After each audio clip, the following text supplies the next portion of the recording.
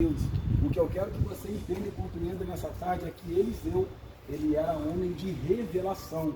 Hoje é um pouco complexo, um pouco difícil falar a respeito de revelação. Por quê?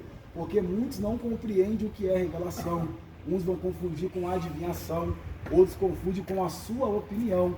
Mas a revelação genuína, ela é oriunda de Deus, a qual Deus usa os seus servos na terra para transmitir a sua palavra. Interessante que toda a palavra que saía da boca do profeta Eliseu era capaz de mudar histórico de lugares ou vidas de pessoas.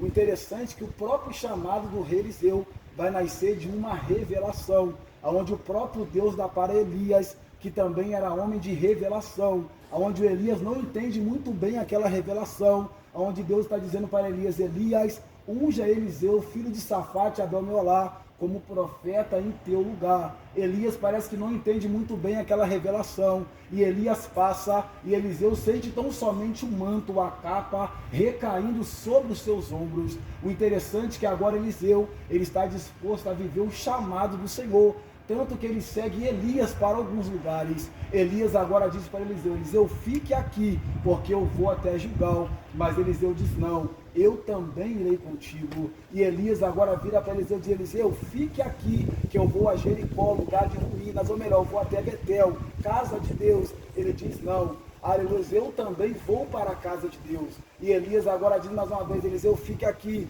porque eu vou para Jericó, lugar de ruínas. Ele diz: não, ainda que eu tenha que passar por ruínas, mas eu também irei contigo. E ele diz: Eliseu, fique aqui, que eu vou até Jordão, lugar de turbulência. E Eliseu diz: não, ainda que eu tenha que entrar em lugar de turbulências, mas eu também irei contigo. E quando chega ali no Jordão, Elias é tomado por Deus, e a capa, o manto, o propósito recai sobre Eliseu, e Eliseu agora é reconhecido de fato como homem de revelação. O que eu quero que você compreenda nessa tarde é que toda a palavra que saía da boca do profeta Eliseu era capaz de mudar a história de lugares, histórico de lugares, uma base bíblica para que você possa entender. A palavra de Deus vai falar a respeito de uma mulher viúva. Se é viúva, então é fato que ela perdeu o seu marido. Olha só a vida desta mulher, um passado marcado pela morte, um presente que não é bom, pois os credores querem levar os seus 2 filhos para ser escravo, e o futuro daquela mulher estava comprometido. Por quê? Porque seriam os filhos que dariam sequência ao legado daquela família. Então, um passado marcado pela morte, um presente que não é bom e um futuro ameaçado. Mas aquela mulher sabia que o seu marido, enquanto em vida, ele não perdeu tempo, mas antes ele seguiu e serviu a um homem de revelação. E aquela mulher diz: eu não vou abrir mão da minha família. E ela vai até o encontro do profeta Eliseu. Perceba que ela não quer pressionar Eliseu, ela não quer dinheiro do Eliseu, mas ela quer tão somente um norte, uma direção. Ela precisa da revelação que está na boca do profeta Eliseu. E ela diz: Eliseu, o meu marido, ele era o teu servo, e agora vem os credores para levar os meus 2 filhos. E o Eliseu agora vira para aquela mulher e diz: mulher, declara-me o que é que você tem em casa. E aquela mulher de imediato responde: a tua serva não tem nada. Mas tem uma vírgula no texto. Parece que o profeta está fintando os olhos nos olhos daquela mulher e fazer daquela mulher entender que, por mais que ela acha que perdeu tudo, mas ainda tem algo lá dentro da tua casa. Perceba que Eliseu está ensinando a mulher a valorizar o azeite que ainda estava dentro da tua casa. Agora que aquela mulher entende que o azeite tem valor, Eliseu continua deixando a revelação fluir, e ele vira para aquela mulher e diz: vá para todos os teus vizinhos e peça para eles vasilhas, não poucas, mas peça muito. Olha só a revelação: não peça somente para quem você gosta, não peça somente para quem você está bem, mas peça para todos os teus vizinhos. Eliseu está ensinando aquela mulher a cultivar relacionamentos. Por quê? Porque quanto mais amizade ela tivesse, mais vasilha teria, e o milagre seria cada vez maior. Agora que aquela mulher sabe que o azeite tem valor e aprende a cultivar relacionamentos, Eliseu agora vira para aquela mulher e diz: mulher, entra para dentro do teu quarto e fecha a porta, que o azeite vai se multiplicar. Mas o que vai me chamar chamar a atenção é que naquele quarto nunca tinha se multiplicado nada antes. Por quê? Porque aquele quarto era um lugar da dor, era um lugar da lembrança, porque o marido, enquanto em vida, estava ali com a sua mulher. Mas o interessante é que Deus está dizendo, no lugar da tua dor, eu vou usar para multiplicar. Então entra e fecha que multiplica. Fecha que multiplica. Que é isso? Às vezes é necessário nós fechar algo para que Deus venha abrir outro algo em nossa vida. Às vezes é necessário até fechar uma porta, aquela que Deus não abriu, para que a verdadeira providência ela te alcance. Perceba que depois de toda essa revelação, perceba que a dívida foi quitada, os filhos agora já não estão mais ameaçados, o futuro já não está mais comprometido, tudo por causa da revelação. Mais uma base bíblica para que você possa entender. A Bíblia vai falar a respeito de um homem que era leproso e o seu nome era Naamã. Ele era patente alta, ele era general, ele era comandante do exército do rei da Síria. Naamã, ele era bonito por fora, mas ele estava podre por dentro. Naamã, ele é leproso, ele é para mata e ele sabe que ele ia morrer. Ele está sentenciado à morte, mas Naamã tem uma característica positiva. Ele sabe que está doente e que precisa de ajuda. Por quê? Porque tem gente que está doente e não reconhece que precisa de ajuda. Eu vou melhorar para você entender. Tem gente que caiu, não reconhece que caiu, por isso nunca vai se levantar. Tem gente que errou, não reconhece que errou, por isso nunca vai alcançar o perdão. Mas Naamã, ele tem uma característica positiva. Ele sabe que está doente e que precisa de ajuda. Olha só como vai começar o detalhe do milagre na vida de Naamã. Perceba que começa dentro da casa de Naamã. Por quê? Porque antes de Deus fazer algo do lado de fora, primeiro ele vai fazer lá dentro da tua casa. E diz a Bíblia que dentro da casa de Naamã havia ali uma menina, ela era israelita e estava na condição de escrava. O interessante é que ela vira para a mulher de Naamã e diz: ah, se o meu servo tivesse com o profeta que está lá em Samaria, ele o restauraria da sua lepra. E agora, quando Naamã chega em casa, a mulher de Naamã diz: Naamã, essa menina que está aqui dentro de casa, ela disse que se você estivesse com o profeta que está lá em Samaria, ele o restauraria da sua lepra. E Naamã agora diz: quem é esse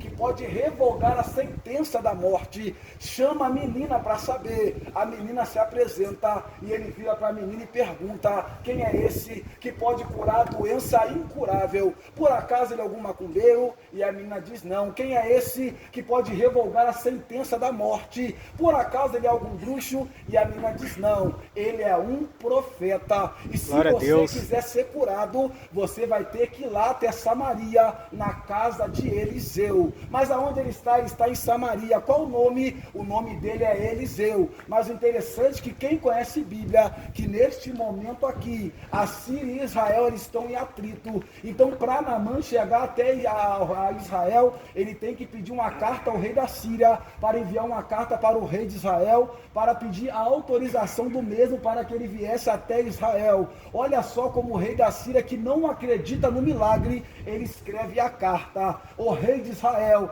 eu estou te enviando o meu servo Naamã, para que tu o cures da lepra.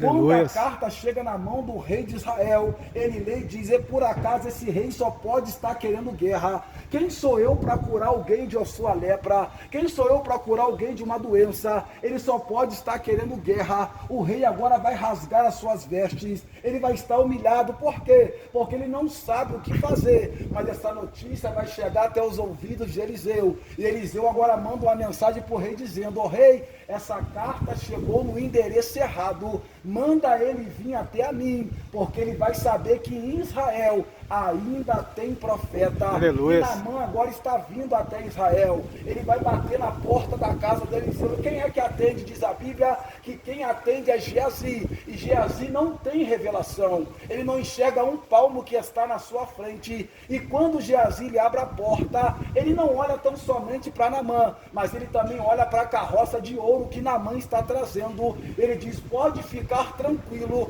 porque o Eliseu vai te receber com muita honra. E Geazi agora entra e vira para Eliseu, Eliseu, sabe quem está aí na porta? E Eliseu é homem de revelações, sabe, eu sei, é Naamã, o leproso. Ele disse, vai atendê-lo? Ele diz, eu não vou atendê-lo. E como assim você não vai atendê-lo? Eu vou enviar a revelação. Sabe isso? Eliseu não está tratando Naamã como patente alta. Eliseu não está tratando Naamã como comandante. Ele não está tratando Naamã como general, mas ele está tratando Naamã como quem precisa de tratamento. Com todo respeito à sua pessoa. Lá fora você pode ser o que você quiser. Lá fora você é doutor, lá fora você é advogado, lá fora você é milionário, lá fora você é até famoso, mas aqui dentro você é alguém que precisa de tratamento. Glória a Deus. Agora, como que Geazi vai entregar agora, vai pregar essa mensagem para Naamã? Porque tem gente que só prega palavra de cajado e correção para quem não representa nada, para quem não tem nada. Mas profeta que é profeta, ele prega para quem for, a hora que for. Só se tem profeta aqui nessa tarde. Aleluia. Não pare de profetizar. Independente do teu público, profetize a verdade. Glória a Deus. Porque a verdade, ela ainda liberta, ela ainda salva. Aleluia. É por isso que a palavra vai dizer, e conhecereis a verdade, e a verdade vos libertará. O interessante é que agora Naamã, quando ouve essa notícia, ele diz, como assim? Ele nem vai me atender? Por acaso ele sabe quem eu sou? Eu tenho uma ideia melhor. Eu conheço os rios de Abana e Farpá. É melhor descer nesses rios que são rios limpos. Mas agora alguém está dizendo para ele, ei, se o teu conhecimento te servisse de alguma coisa, você não estaria com lepra. Quer ser curado? Então ouve a voz que saiu da boca do profeta. Aleluia. Mas o Naamã é duro. Ele não quer ouvir a voz de Deus. O interessante é que agora os amigos de Naamã vão dizer, ô Naamã, se por acaso ele tivesse pedido coisa pior, você não o faria. E o interessante que agora, olha só o que está acontecendo aqui, que Deus arranque do nosso caminho pessoas que inflamam o nosso coração e coloquem em nossos caminhos pessoas que nos conduzam a caminhos de obediência. Aleluia. Quer ser curado? Nos obedeça, que a restauração ela vem sobre nossa vida. Glória a Deus. E o interessante que Naamã agora vai descer no Rio Jordão 1, 2, 3, 4, 5, 6 vezes e nada acontece. Por quê? Porque Deus disse que só curava na 7ª vez. Então desce de novo, se humilha de novo, que a restauração ela chega sobre a sua vida. Perceba que Naamã ele vai ser curado da lepra. Tudo isso por causa da revelação. Mais uma base bíblica para que você possa entender. O interessante que Israel está passando o pior momento da sua vida. Olhando para a Bíblia, eu não vejo pior momento do que esse. Israel está passando fome. Alguém está vendendo cabeça de jumento e tem gente que não tem dinheiro para comprar cabeça de jumento. As mães estão praticando canibalismo. Olha só o que as mães estavam fazendo. Uma mãe conversando com a outra dizia, hoje nós vamos comer o meu filho. Aleluia, hoje de tarde e noite nós vamos almoçar e jantar no meu filho, mas quando chegar amanhã a gente mata o seu filho e come o seu filho. E assim se sucedeu. Aquela mãe deu o seu filho e eles comeram aquele filho naquele dia, mas quando chegou no outro dia, aquela mãe disse, ontem nós comemos seu filho, nós matamos o seu filho, mas hoje nós não vamos matar o meu filho, nós não vamos comer o meu filho. Aquela outra mãe se sentindo lesada, ela vai levar o problema para o rei. Ela diz, ô rei, ontem eu matei o meu filho e comemos, mas agora ela não quer matar o filho para a gente comer. Quando o rei fica sabendo que as mães estão matando seus próprios filhos para comer, ele vai rasgar as suas vestes, ele vai colocar pano de saco, ele está humilhado, de glória que só se entender. Aleluia, ele glória é a Deus, rei, Pai. mas ele não tem revelação. O interessante é que quem conhece a Bíblia sabe que todas as vezes que o rei rasga sua veste, a nação inteira fica sabendo, e essa notícia então chega até os ouvidos do Eliseu, e Eliseu agora manda uma mensagem para o rei dizendo, pode dizer para o rei que ele pode ficar tranquilo, porque amanhã a estas mesmas horas haverá comida com abastança na cidade para quem quiser comer. Mas quando ele diz isso, outro endemoniado se levanta e diz, o capitão da guarda da Síria vai dizer, de Israel vai dizer, mas como assim? Que Deus é esse que pode mudar a história do nosso país? em apenas 24 horas. Porque para acreditar nisso aqui, só crente doido como eu que acredita mesmo. Porque olha só o que Eliseu está dizendo. Hoje não tem, mas amanhã vai ter. Hoje está faltando, mas amanhã vai sobrar. Hoje está fechado, mas amanhã Deus vai abrir. Hoje está faltando, mas amanhã Deus vai prover. Olha só o que o nosso Deus ele faz. E quando chega no outro dia, a providência chega. Tem comida com abundância na cidade. Tudo por causa da revelação. Última base bíblica para que você possa entender. O interessante que Ben-Hadad, o rei da Síria, sempre apanhou Israel em ciladas. Funcionava assim. Ele armava a cilada de dia e Israel caía na sua cilada. Mas depois de Eliseu, homem de revelação, Israel nunca mais caiu em ciladas. O interessante é que o rei da Síria agora colocava a cilada de manhã e nada de Israel aparecer. E o rei da Síria, Ben-Hadad, dizia, mas como assim? Israel sempre caiu. Por que agora não caiu mais? Deixa a cilada na parte da tarde, não caiu de manhã, então vai cair à tarde. E quando chega a tarde, Israel não aparece novamente. E o rei da Síria não está sem entender por que Israel não está caindo mais em sua cilada. Ele diz, então deixa a cilada armada também à noite, não caiu de manhã nem de tarde, então vai cair de noite. E quando chega a noite, nada de Israel aparecer. E o rei da Síria agora está furioso. Ele chama agora o seu exército e diz, quem dentre nós é pelo rei de Israel? E alguém agora se apresenta e diz, rei da Síria, Ben-Hadad, aqui não tem ninguém que é contra você, é que Israel agora tem um homem de revelação. Como assim homem de revelação? É que tudo que você planeja na tua câmera antes de dormir, Deus revela para Eliseu na oração da madrugada. Aleluia. Então agora o rei da Síria entende, para mim acabar com Israel, agora eu tenho que acabar com a revelação. Olha só o que o rei da Síria faz, é muito interessante isso. Ele não manda tão somente uma tropa, mas ele manda o exército inteiro contra um único homem de revelação. Sabe o que é isso? A guerra comigo e contigo, ela é num nível mais intenso. O interessante é que o Satanás está trabalhando a noite inteira para cercar a Samaria. E sabe o que Eliseu está fazendo? Ele está dormindo. Por quê? Porque não tem desespero quando tem revelação. O interessante é que quando chega de manhã, quem vai abrir a porta? Geazi, não tem revelação. Fica no Facebook a noite inteira, no WhatsApp a noite inteira, no Instagram a noite inteira. E agora quando ele abre a porta, ele agora está assustado. E agora olha só o que ele está dizendo, rei, ou melhor, Eliseu, aleluias. Acorda, Eliseu, acorda, porque agora acabou o ministério, agora acabou o chamado, agora acabou tudo. Por quê? Porque olha só quem está lá fora, nós estamos cercados, e o rei, e agora o profeta Eliseu agora vem, e ele abre um sorriso quando chega à porta. Aleluia. Ele diz, Deus, abre os olhos deste moço, Senhor, e mostra para ele que cercado não estamos nós, mas cercados estão todos aqueles que vieram nos cercar, porque eu já vejo os cavaleiros descendo como de fogo sobre essa terra. Olha só, quem está cercado são todos eles. E agora quando Geazi tem sua visão ampliada, ele agora vê que quem está cercado não é eles, mas é aleluias, é toda aquela tropa que está cercada. Sabe o que é isso? Se o inferno está descendo para te cercar, o céu já está descendo para cercar o inferno nessa noite. Por quê? Porque enquanto nós estamos aqui, tem livramento de Deus lá dentro da nossa casa. Mas glória a Deus. Fala, quantas horas? 23. Interessante que agora, se a gente for observar, tudo aconteceu por causa da revelação. Mas olha só que interessante para encerrar o texto a qual nós lemos. O interessante que agora o profeta Eliseu, ele agora está doente, ele agora já está velho. Ele não é mais o mesmo homem de Gigal, Betel, de Jericó, de Jordão, não. Ele agora está doente e tem uma revelação. Ele sabe que vai morrer, que está prestes a morrer. E ele agora está deitado na sua cama.